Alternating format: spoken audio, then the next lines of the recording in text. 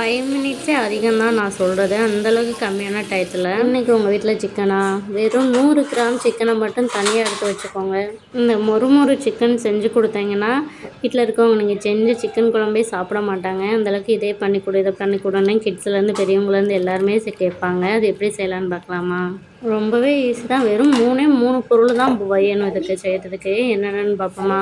Chilli powder, pepper, salt, அது கூட கொஞ்சம் தயிர் ஆட் பண்ணிவிட்டு நீங்கள் குட்டி குட்டியாக சிக்கனை நல்லா வாஷ் பண்ணிவிட்டு கட் பண்ணி வச்சுக்கோங்க. அதை நல்லா போட்டு பிசைஞ்சு கொஞ்சம் நல்லா ஒரு 1/2 hour இல்லை 1 hour ஊற விடுங்க. நல்லா எவ்வளோக்கு எவ்வளோ பேசுகிறீங்களோ அவ்வளோக்கு அவ்வளோதான் நல்லா சாஃப்ட்னஸ் இருக்கும். இது கூட கொஞ்சம் தண்ணி ஆட் பண்ணிக்கோங்க. தண்ணி ஆட் பண்ணி ஃப்ரிட்ஜில் ஊற வச்சுருங்க. இது பண்ணுறதுக்கான டைம் ரொம்ப கம்மி தான்.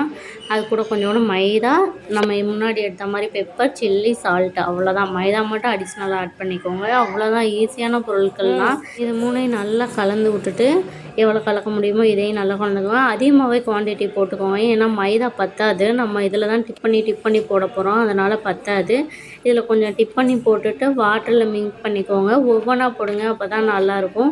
நல்லா கையாலே ப்ரெஸ் பண்ணிக்கோங்க. எவ்வளோக்கு எவ்வளோ ப்ரெஸ் பண்ணுறீங்களோ அப்போ தான் லேயர் கிடைக்கும். அந்த லேயர் தான் டேஸ்ட்டே.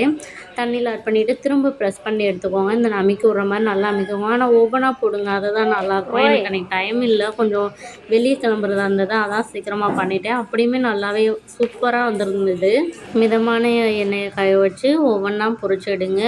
இது கூட மைனஸ் ரெடி பண்ணிக்கோங்க, சில்லி சாஸ் ரெடி பண்ணிக்கோங்க. நான் அன்றைக்கி ரெடி பண்ணாமல் தான் சாப்பிட்டேன். குழந்தையிலேருந்து ஹஸ்பண்ட்லேருந்து எல்லாருமே நல்லா இருக்குன்றாங்க. பக்கத்து வீட்டுக்காரவங்களுக்கும் கொடுத்துருந்தேன்.